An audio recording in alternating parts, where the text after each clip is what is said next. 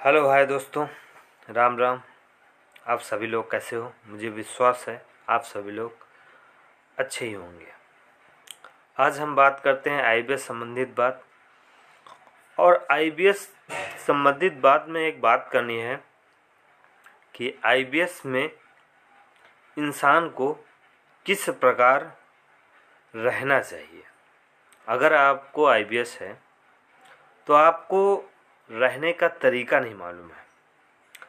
अगर आपको बीमारी से दूरियां बनानी है तो अपने रहन सहन पे थोड़ा सा बदलाव करना होगा। जो आप बदलाव नहीं कर पा रहे हो, केवल दवा के पीछे भाग रहे हो और छोटी छोटी जो गलतियां हैं उनको इग्नोर कर रहे हो। सबसे बड़ी गलती यहीं पे आपसे हो रही है। आप सोचते हो एलोपैथिक, आयुर्वेदिक, होम्योपैथिक या कोई ऐसा उपचार मिल जाए मैं निकल जाऊं इस बीमारी से। बस आपके जहन दिमाग में एक ही चीज़ गूंज रही है और हर एक पेशेंट ये चीज़ चाहता है कि इस बीमारी से किसी न किसी प्रकार मैं निकल जाऊं। इस चीज़ को लेकर आज हम चर्चा करेंगे। क्या आप अपने जीवन में बदलाव करेंगे? अगर आप अपने जीवन में बदलाव करेंगे तो संभवतः आप विश्वास करिए इस बीमारी से आप मुक्त हो जाओगे। मेरा भरोसा रखिए। कुछ दवाइयाँ और कुछ हमारी बताई हुई टिप्स पे ध्यान दें। जो मैं बताऊंगा वो बहुत ही लाभदायक आप लोगों के लिए होगा। और मेरे चैनल को सब्सक्राइब करिए और वीडियो देखिए और बताइए मुझे क्या कमी है। ठीक है, तो मैं आपको बताऊंगा सर्वप्रथम खाना खाने का तरीका। सर्वप्रथम आप जब भोजन के लिए जाते हैं, खाना खाने के लिए, तो हर एक पेशेंट एक गलती करता है। वो जैसे ही बैठता है अपने हाथों को नहीं धोता है। कुछ पेशेंट ऐसे हैं जो हाथों को धोते हैं और कुछ पेशेंट ऐसे हाथों को नहीं धोते हैं। ठीक है, और धोने के बाद जैसे ही पानी से हाथ धो, उसके बाद उसे किसी कपड़े में हाथ को नहीं पोंछना है। आप जैसे हाथ धोकर आइए वैसे ही थाली लग जाए, पलथी मार के बैठ जाइए और खाना खाना स्टार्ट करना है। अगर आप उस हाथ को कपड़े से धोएंगे तो धोने और ना धोने में क्या फ़र्क है, क्या फ़ायदा है बताइए हमें। वो कपड़ा, जिस कपड़े से आप उसमें जीवाणु हैं, वो आपके हाथ को फिर पुनः गंदा कर देंगे। ये ध्यान दीजिए आप सर्वप्रथम बात। फिर जब आप भोजन पे, आसन पे बैठते हैं, आप जैसे ही एक रोटी का टुकड़ा उठाते हैं तो आप सर्वप्रथम भगवान का स्मरण करिए। उसके बाद उस रोटी की टुकड़े को अपने मुंह में डालिए और उसे चबा चबा कर खाइए। ये आपको भगवान ने दांत दे रखे हैं ना, है ना दांत? तो ये दांत जो दे रखे हैं भगवान ने, तो आप चबा चबा कर खाइए। कैसे खाना है? चबा चबा कर रोटी को खाना है। क्योंकि अगर आप चबा चबा के रोटी खाएंगे तो वही रोटी जाके अंदर, उसके जो लार बनती, लार, इसके माध्यम से रोटी जो है अंदर जाके बहुत अच्छे से पाचन करती है। बहुत अच्छा पाचन तंत्र उसमें वर्क करता है। अगर रोटी का टुकड़ा पूरी तरह से वो आप चबाए नहीं, 2-4 बार उसको कुचल दिया, उसके बाद खा गए, तो जैसे ही अंदर वो जाएगा रोटी का टुकड़ा, तो आपकी जो मशीनें हैं अंदर की, वो तो कमज़ोर है ना, क्योंकि आपको आईबीएस है। कमज़ोर है तो उनको ताकत लगानी पड़ेगी उसको पचाने में। जब ताकत लगाने पड़ेगी तो आप खुद ये ध्यान दीजिए कि ऐसे ही कमज़ोर हैं वो मशीनें और उनको और ताकत लगानी पड़ रही है। इसका मतलब वो और दिन का दिन कमज़ोर होती चली जा रही हैं। तो जितना ही रोटी को कुचल कुचल के खाइए और जितना मुंह में लार बनेगी वो पाचन तंत्र के लिए अधिक लाभदायक होगा।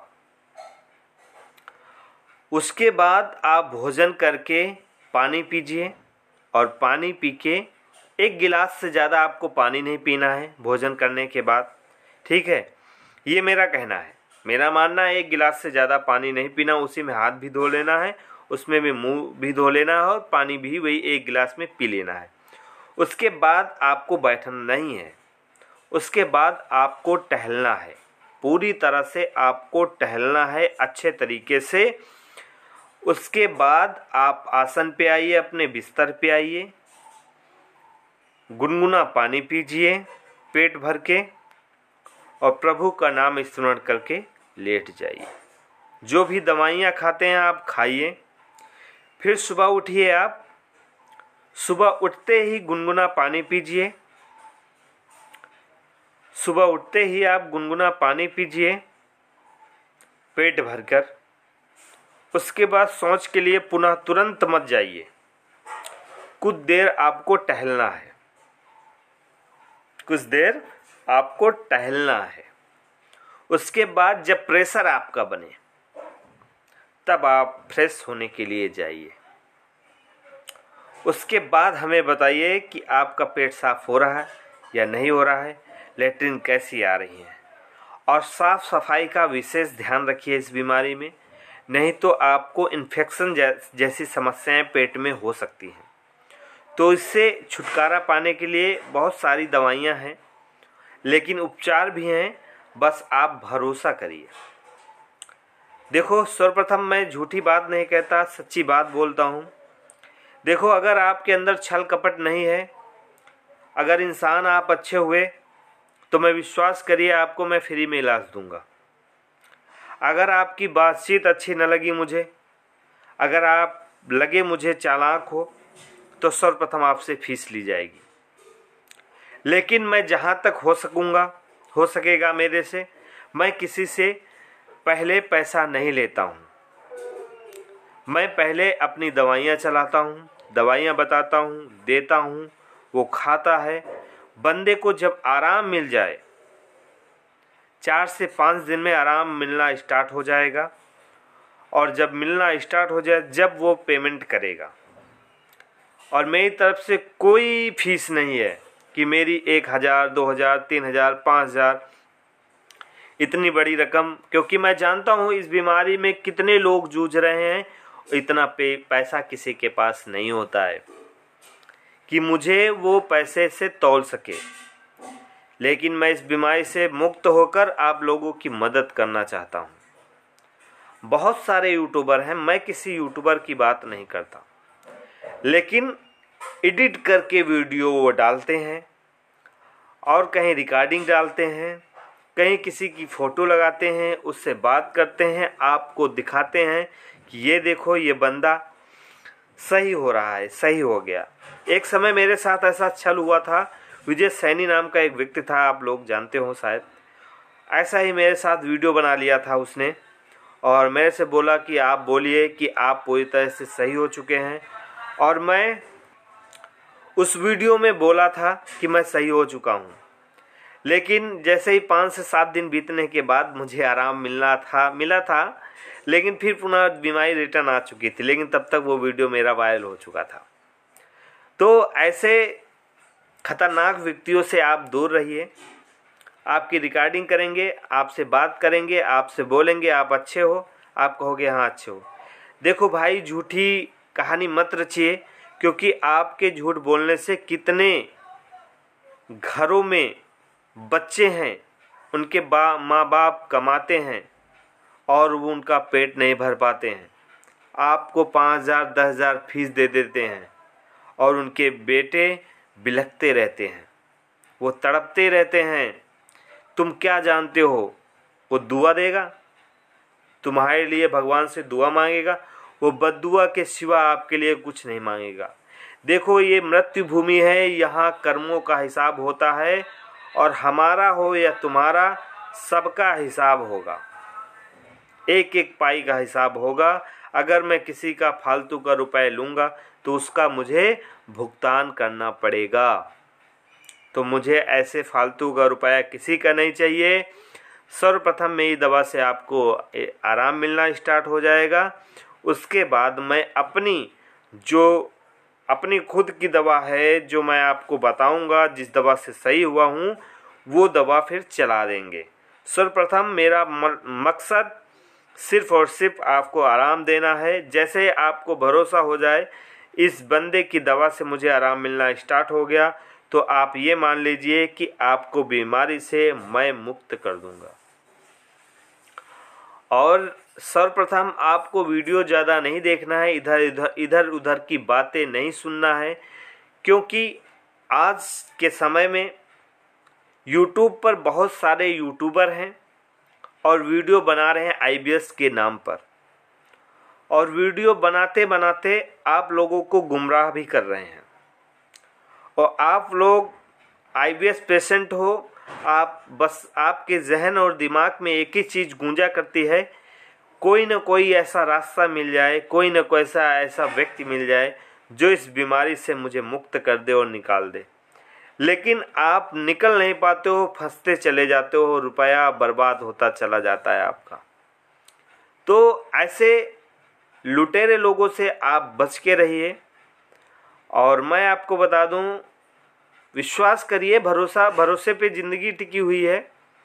और मैं आपको भरोसा दिलाऊंगा इस चीज़ का कि इस बीमारी में मैं जहां तक हो सकेगा मैं आप पर कोशिश लुटा दूंगा और आपको इस बीमारी से मुक्त कर दूंगा। लेकिन बीमारी थोड़ा अगर ज़्यादा, जैसे 15 साल 10 साल इतनी लंबी बीमारी से आप जूझ रहे थे, तो उसमें आपको थोड़ा सा लंबे समय तक दवा खानी पड़ेगी। आपकी जो समस्याएं इतनी आसान नहीं है, सर्दी जुकाम बुखार नहीं है जो हम तुरंत दवा देकर उसको सही कर सकें। लेकिन ये ऐसी बीमारी है कि इसमें थोड़ा सा समय देना पड़ता है। सर्दी जुकाम बुखार में दवा दी गई, सही हो गया बंदा, ठीक है। तो ये ऐसी बीमारी तो नहीं है, ठीक है। और मैं जो बात करता हूँ वो साफ सुथरी बात करता हूँ, ठीक है। मेरे पास बहुत सारे ऐसे पेशेंट आते हैं, किसी को लेकर आते हैं, किसी की बात करते हैं कि भाई साहब मैंने उनसे दवा लिया, उन्होंने दवा दिया, मुझे फ़ायदा नहीं हुआ, मेरे रुपए भी चले गए। तो मैंने कहा देखो ये तुम्हारी गलती है, ये आपकी गलती है। आप यूट्यूब पर इतने सारे यूट्यूबर हैं, आप पहचानो तो। अगर मैं एडिट करके वीडियो डालना चाहूँ तो मैं भी डाल सकता हूँ, लेकिन मुझे किसी को गुमराह नहीं करना है। मुझे अपने शब्दों से देसी नुस्खे में बताना है कि मैं क्या हूँ। मैं एक IBS पेशेंट कभी था और मैं इस बीमारी से निकला हुआ व्यक्ति हूँ। और जो निकला हुआ व्यक्ति होगा ना, वो अपना एक धंधा नहीं खोलेगा। मैं एक परदेसी इंसान हूँ और मैं फिर जा रहा हूँ, अब होली करके मैं फिर चला जाऊँगा परदेश। मैं हाउस ड्राइवर हूँ, ठीक है, मैं ड्राइवरी करता हूँ उधर। तो देखो इस काम के लिए आप लोगों के लिए इतनी मदद कर रहा हूँ, इससे ज़्यादा और क्या हो सकता है भाई। मैं अपनी नौकरी चाकरी तो नहीं छोड़ सकता आप लोगों के लिए, लेकिन जो हमसे हो सके वो मैं जहाँ इंडिया में जितने दिन हूँ उतने दिन आप लोगों की मदद करूँगा।